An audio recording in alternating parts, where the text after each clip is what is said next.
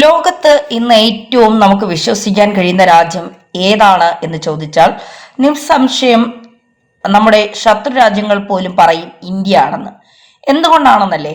ലോകത്തെ ഏറ്റവും പ്രധാനപ്പെട്ട ശക്തികളെല്ലാം എടുത്തു കഴിഞ്ഞാൽ ഇപ്പോ അമേരിക്കയാണ് ലോകത്തൊട്ടും വിശ്വസിക്കാൻ കഴിയാത്ത രാജ്യം.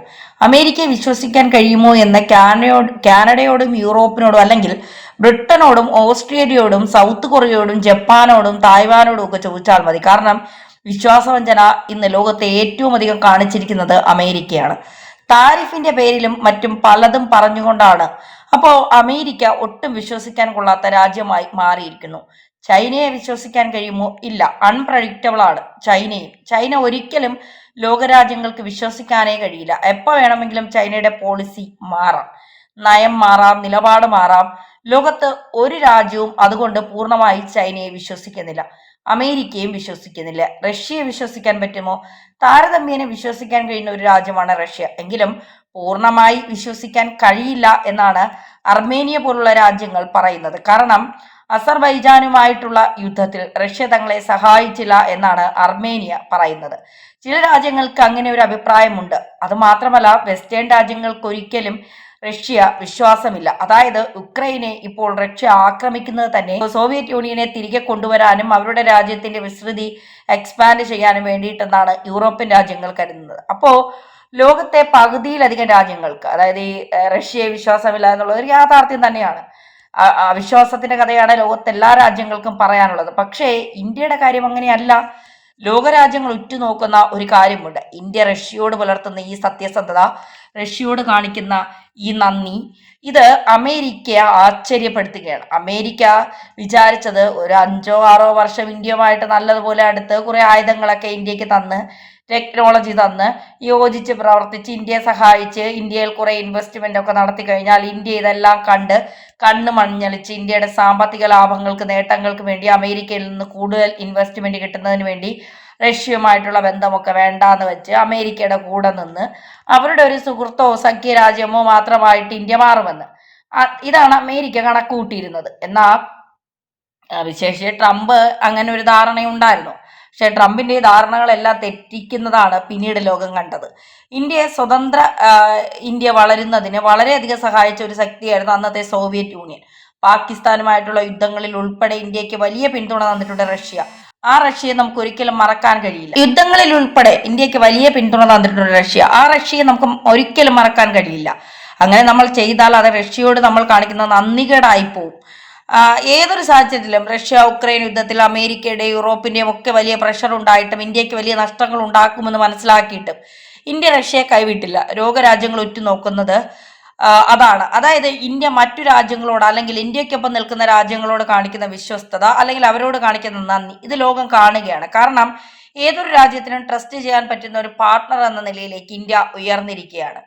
നമ്മുടെ പ്രധാനമന്ത്രി നരേന്ദ്രമോദി പ്രസംഗിച്ചപ്പോൾ ഈ അമേരിക്ക നമ്മുടെ സ്വാതന്ത്ര്യ ദിനത്തിന് അടുപ്പിച്ച് പ്രസംഗിച്ചപ്പോൾ കേട്ടിട്ടുണ്ടാകും, ലോകത്തെ ട്രസ്റ്റബിൾ ആയിട്ടുള്ള ഒരു പാർട്ട്ണർ ഇന്ത്യ ആണെന്ന്. കാരണം റഷ്യയോടുള്ള നമ്മുടെ ആ ഒരു സ്നേഹബന്ധം തന്നെയാണ് അതിന്റെ ഏറ്റവും വലിയ തെളിവ്. അതായത് ഇന്ത്യ ഏതാനും പതിറ്റാണ്ടുകൾക്ക് മുൻപ് 1970-കൾ എന്ന് പറയുമ്പോൾ എത്ര വർഷം മുമ്പാണെന്ന് ആലോചിച്ച് നോക്കുക. 19 വർഷം മുമ്പ് ഇന്ത്യയെ സഹായിച്ചിട്ടുള്ള ഒരു രാജ്യമാണ് റഷ്യ എന്ന് പറയുന്നത്, അല്ലെങ്കിൽ സോവിയറ്റ് എന്ന് പറയുന്നത്. അതായത് ഏതാനും വർഷങ്ങൾക്ക് മുമ്പ്, അതായത് 19 വർഷങ്ങൾക്ക് മുൻപ് ഇന്ത്യയെ സഹായിച്ചിട്ടുള്ള ഒരു രാജ്യമാണ് റഷ്യ എന്ന് പറയുന്നത്, അല്ലെങ്കിൽ സോവിയറ്റ് എന്ന് പറയുന്നത്. തത്വത്തിൽ സോവിയറ്റ് യൂണിയൻ പോലും തകർന്നതാണ്. എന്നിട്ടും നമ്മൾ റഷ്യ എന്ന് പറയുന്ന അതിന്റെ പുതിയ രൂപമായിട്ട് നമ്മൾ സഹകരിച്ചു പോവുകയാണ് ചെയ്തത്. നമ്മളെ സഹായിച്ച ആ ഒരു സോവിയറ്റ് യൂണിയനോട് റഷ്യയോടും എല്ലാ കാലവും നമ്മൾ സ്നേഹവും നന്ദിയും കാണിച്ചിട്ടുണ്ട്. ഇപ്പോഴും നമ്മൾ അതിൽ യാതൊരു വിട്ടുവീഴ്ചയും വരുത്തിയിട്ടില്ല. ഇപ്പോൾ American president Donald Trump India റഷ്യയിൽ നിന്ന് എണ്ണ വാങ്ങുന്നത് നിർത്തിയാൽ ഉടൻ തന്നെ 25% താരിഫ് ഇല്ലാതാക്കി തരും. ഇന്ത്യ ഒന്ന് നെഗോഷിയേറ്റ് ചെയ്യുകയാണെങ്കിൽ 25 എന്നുള്ളത് അദ്ദേഹം 35% കുറച്ച് താൽക്കാലികമായി 15-20% നിലനിർത്താൻ വരെ തയ്യാറാകും.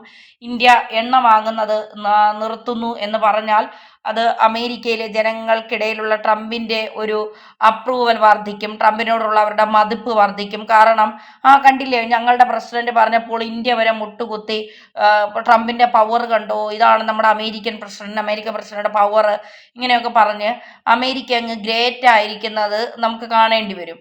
അപ്പോൾ അത് മനസ്സിലാക്കിയിട്ടാണ് ട്രംപ് കളിയെല്ലാം കളിക്കുന്നത്. അപ്പോൾ ഇന്ത്യ ഇത് സമ്മതിക്കുകയാണെങ്കിൽ ഇത് നടക്കും. പക്ഷേ നമ്മൾ അങ്ങനെ ചെയ്തു കഴിഞ്ഞാൽ നമുക്ക് താരിഫ് കുറഞ്ഞു കിട്ടും. പക്ഷെ നമ്മൾ കാണിക്കുന്ന വഞ്ചനയായി പോകും, നന്ദികേടായി പോകും. നമ്മളെ സഹായിച്ച രാജ്യത്തിന് നമ്മളൊരു ആപത് ഘട്ടത്തിൽ നമ്മൾ കൈവിട്ട് കളയുന്നു എന്നുള്ളത്. രണ്ട്, അമേരിക്കയുടെ മുന്നിൽ മുട്ടുകുത്തി പോകുന്നു എന്നുള്ള ഒരു അവസ്ഥയും വരും. അപ്പോൾ ഇത് വളരെ പ്രധാനമാണ്. ഇവിടെ ലോകരാജ്യങ്ങൾ നോക്കുമ്പോൾ ഇന്ത്യയുടെ ആ ഒരു വിശ്വാസ്യത, അത് ഇന്ത്യ വിശ്വസിക്കാൻ കൊള്ളാവുന്ന ഒരു പങ്കാളിയാണ് എന്നൊരു വിലയിരുത്തൽ യൂറോപ്യൻ രാജ്യങ്ങൾക്കും ഏഷ്യൻ രാജ്യങ്ങൾക്കും ഈ നമ്മുടെ സൗത്ത് അമേരിക്കയിലെ ഭൂഖണ്ഡങ്ങളിലെ രാജ്യങ്ങൾക്കും ആഫ്രിക്കൻ രാജ്യങ്ങൾക്കും ഒക്കെ ഉണ്ടായിരിക്കുകയാണ്. കാരണം ഇന്ത്യ അവര് പക്ഷേ ചതിക്കില്ല, കൂടെ നിൽക്കും. ഇപ്പോൾ നമ്മൾ ചൈന എന്ന് പറയുമ്പോൾ ഏതെങ്കിലും ഒരു രാജ്യം അങ്ങനെ പറയും, ഒരിക്കലും പറയില്ല. ചൈനയെ ഒരു രാജ്യത്തിനും വിശ്വാസമില്ല. അമേരിക്ക ഇപ്പോൾ ട്രംപ് അധികാരത്തിൽ വന്നതോടുകൂടി ഒന്നും നമുക്ക് പ്രഡിക്റ്റബിൾ അല്ല, അൺപ്രഡിക്റ്റബിൾ ആണ് എന്താണ് അവിടെ നടക്കുന്നത് എന്നുള്ളത്. അമേരിക്ക ഏത് സമയത്തും സുഹൃത്തുക്കളെ പോലെ കാണുകയും ചെയ്യും. തൊഴിക്കാൻ മടിയില്ലാത്ത മത ഇളകി നിൽക്കുന്ന ഒരു ആനയാണ് ഇന്ന് അമേരിക്ക എന്ന് പറയുന്നത്. അപ്പോൾ അതുകൊണ്ട് അമേരിക്കയെ വിശ്വസിക്കാൻ ലോകത്ത് ഒരു രാജ്യത്തിന് ഇന്ന് കഴിയില്ല. പക്ഷേ അവിടെ ഇന്ത്യ തികച്ച് വ്യത്യസ്തനാകുന്നത് ലോകരാജ്യങ്ങളുടെ വിശ്വാസം നേടിയെടുത്തുകൊണ്ടാണ്. ഇന്ത്യയിൽ നിന്ന് ആയുധങ്ങൾ വാങ്ങാൻ കൂടുതൽ രാജ്യങ്ങൾ മുന്നോട്ട് വരുന്നതും ഈ വിശ്വാസം കാരണമാണ്. ഇപ്പോൾ ഫിലിപ്പീൻസ് ആയിക്കോട്ടെ, അല്ലെങ്കിൽ അർമേനിയ ആയിക്കോട്ടെ, ഗ്രീസ് ഉൾപ്പെടെയുള്ള രാജ്യങ്ങൾ, ലോകത്ത് ഒരുപാട് രാജ്യങ്ങൾ ഇന്ത്യയിൽ നിന്ന് ആയുധങ്ങൾ വാങ്ങാൻ താല്പര്യം കാണിക്കുന്നു. കാരണം ട്രസ്റ്റ് ചെയ്യാൻ പറ്റും. ഇന്ത്യ ഒരിക്കലും ആരെയും ചതിക്കില്ല, വഞ്ചിക്കില്ല. അങ്ങനെ ഒരു കാരണം കൊണ്ട് ഇന്ത്യ ഇന്ന് വളരെ പ്രധാനപ്പെട്ട ഒരു ശക്തിയായി ലോകത്ത് മാറിയിരിക്കുകയാണ്. ലോകത്ത് നഷ്ടമായിരിക്കുന്ന വിശ്വാസമാണ് അമേരിക്കയ്ക്ക് പോയിരിക്കുന്നത്. അതായത് അമേരിക്ക മൊത്തവും വിശ്വാസവും നഷ്ടപ്പെടുത്തി, സൗഹൃദമൊക്കെ നഷ്ടപ്പെടുത്തി ഇങ്ങനെ നിൽക്കുകയാണ്. അതുകൊണ്ട് അമേരിക്കയെ ആർക്കും വിശ്വസിക്കാൻ കഴിയില്ല. ഇന്ത്യ ഏത് സമയത്ത് വിശ്വസിക്കാൻ കഴിയും, ഇന്ത്യ എപ്പോഴും കൂടെ നിൽക്കും എന്നൊക്കെ പറയുമ്പോൾ അത് നമ്മുടെ രാജ്യത്തിന് നമുക്കൊക്കെ ഒരു അഭിമാനമാണ്. ഇതൊക്കെ കേൾക്കുമ്പോൾ ട്രംപിനെ അങ്ങോട്ട് കൊണ്ടളവും. ട്രംപ് പിന്നെ ആളാവാൻ വേണ്ടി മോദി കാല് പിടിച്ചു, അതുകൊണ്ട് ഞാൻ താരിഫ് പിൻവലിച്ചു എന്നൊക്കെ പറഞ്ഞു വേണമെങ്കിൽ രംഗത്തെത്താം. ട്രംപ് ആയതുകൊണ്ട് നമുക്കൊന്നും പറയാൻ കഴിയില്ല. കിളി പോയി കിടക്കുന്ന മനുഷ്യരാണ്. ഏത് സമയത്ത് പ്രതികരിക്കുന്നു എന്ന് പറയാൻ പറ്റാത്തൊരവസ്ഥയാണ്.